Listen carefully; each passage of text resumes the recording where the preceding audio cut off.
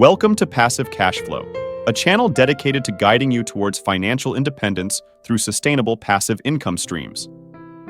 A few years back, a revelation struck me like a bolt of lightning, setting me on a quest to untangle the web of distractions that had ensnared my daily life. From the crack of dawn until the moon hung high, my existence seemed tethered to a succession of screens, each vying for my attention. The symphony of my mornings began with the intrusive melody of my phone, beckoning me into a virtual realm of cooking videos on Instagram and a labyrinth of applications, all from the cozy confines of my bed. As the day unfolded, my focus flitted from one screen to another, as work demanded my presence in a digital domain tethered to yet another screen. Simultaneously, a tenacious gadget on my wrist waged war with my concentration, tapping, beeping, and orchestrating a cacophony of distractions that made even the most crucial tasks a Herculean feat. Amid this techno-chaos, my phone emerged as the chief culprit, siphoning away precious hours every day.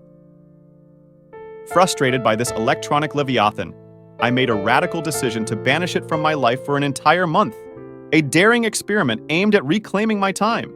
This self-imposed exile limited my phone usage to a mere 30 minutes daily, earmarked for essential tasks like navigating maps, heartfelt calls to my mother, soul-soothing music, and enlightening podcasts.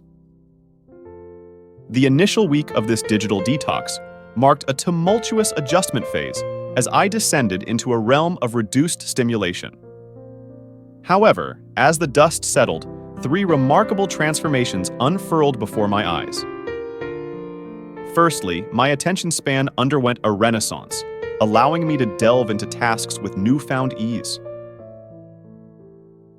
The canvas of my mind, once cluttered, now became a fertile ground for ideas to sprout, particularly during moments of aimless wandering. Furthermore, a surge of plans and thoughts about the future flooded my consciousness, triggered by the absence of one seemingly innocuous device. This seemingly radical decision to part ways with a solitary device birthed a cascade of transformative effects. Intrigued by the alchemy at play, I embarked on an odyssey to fathom the intricacies of focus in a world teeming with distractions. My office transformed into a scene reminiscent of crime-solving drama, with walls adorned in research papers connected by a labyrinth of string. Venturing far and wide, I sought the wisdom of focus experts, conducting myriad experiments on myself. The culmination of this endeavor yielded a tome of 25,000 words, a testament to my journey of unraveling the mysteries behind these profound observations. Let's embark on a journey into the intricate realm of attention spans, the way we navigate our focus within the vast expanse of the world, and the level of mastery we hold over our concentration. The research in this specific arena is not just intriguing, it's a captivating exploration that unravels the mysteries of our cognitive engagement. Picture this. When we are immersed in computer work, especially with our trusty phones within arm's reach, our attention gracefully dances from one task to another, spending a fleeting 40 seconds before gracefully moving on. And if we dare venture into the digital wilderness with apps like Slack open during our work, this time frame shrinks to a mere 35 seconds. But here's the twist. The real culprit behind this attentional tango isn't the assumed distraction of our brains. In the meticulous scrutiny of the research, a revelation emerges. What we often identify as distraction is merely a symptom of a more profound quandary. The heart of the matter lies in the overstimulation of our cognitive powerhouse, sparking an inherent yearning for distraction. We find ourselves irresistibly drawn to those bite-sized parcels of information, the tantalizing snippets of social media, and the allure of email interactions that sprinkle throughout our daily narrative. It's not just a matter of distraction. It's a fascinating exploration into the dynamic interplay between our minds and the stimuli that surround us. Dive into the captivating realm of cognitive intricacies, where a fascinating phenomenon called novelty bias plays a pivotal role in shaping our minds. Picture this.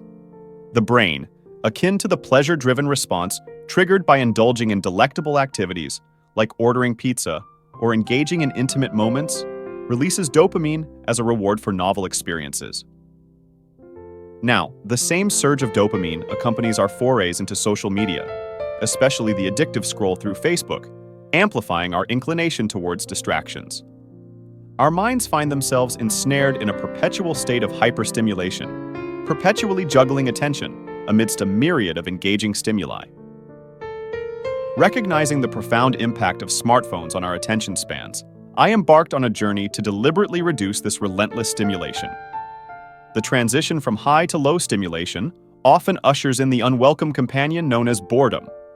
To experiment with this, I enlisted the suggestions of my website readers for the most mundane activities and committed to enduring 1 hour of boredom daily for an entire month. Making activities like strolling through a vibrant flower garden, admiring each leaf along the way, or counting the steps while walking on a lush red carpet has become a regular part of my daily routine. Surprisingly, despite the initial unease, the observed effects closely mirrored those of the smartphone experiment. It took approximately a week for my mind to acclimate to the reduced stimulation, aligning with research indicating an 8-day period for the mind to truly unwind. Contrary to expectations, this adjustment resulted in an expansion of my attention span, rendering it easier to focus without succumbing to the incessant need for distraction. This newfound mental space allowed my thoughts to roam freely, giving rise to novel ideas and plans that had previously eluded me. In deliberately embracing the wandering nature of the mind, I found resonance in J.R.R. Tolkien's wisdom. Not all those who wander are lost. This intentional state of mental meandering serves as fertile ground for creative thinking, fostering connections between ideas that might remain undiscovered in the focused, smartphone-driven state. I've coined this phenomenon as scatter focus. Research suggests that this mode serves as a fertile ground for idea generation and planning, tapping into the meandering nature of our thoughts. Delving into the intriguing aspects of letting our attention wander, we find it gravitating towards 3 primary realms: the past, the present, and the future. It's surprising to note that our reflections on the past occupy a mere 12% of this mental expedition. Contrastingly, the present emerges as a more productive arena for mental wandering, capturing our focus around 28% of the time. Yet, the most captivating revelation lies in our mind's inclination towards the future, encompassing a staggering 48% of our mental excursions. This tendency, identified as our mind's perspective bias, becomes prominent during these cognitive drifts. Despite the numerical asymmetry, the remaining mental states, characterized by blankness or a lack of time-rooted ideas, play a pivotal role in unlocking the door to creativity. To cultivate this wandering state, indulge in activities that set your mind free.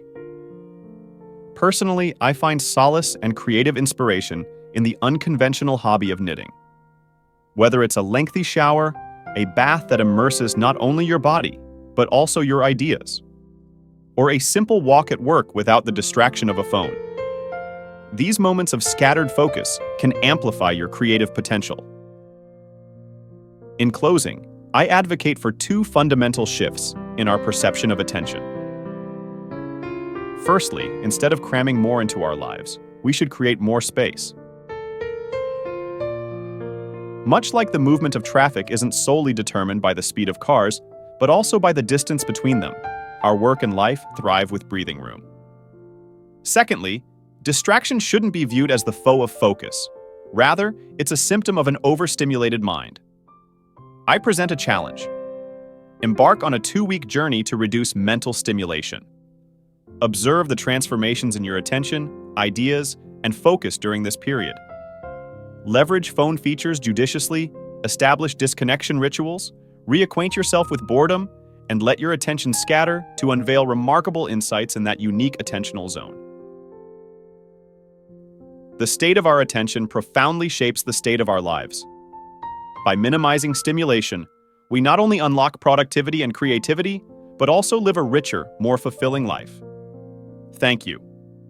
If you found value in this video, kindly show your support by hitting the like button and subscribing to stay updated on my upcoming content. Should you have any queries or insights, feel free to drop a comment. Your engagement is highly appreciated, and I eagerly anticipate your feedback.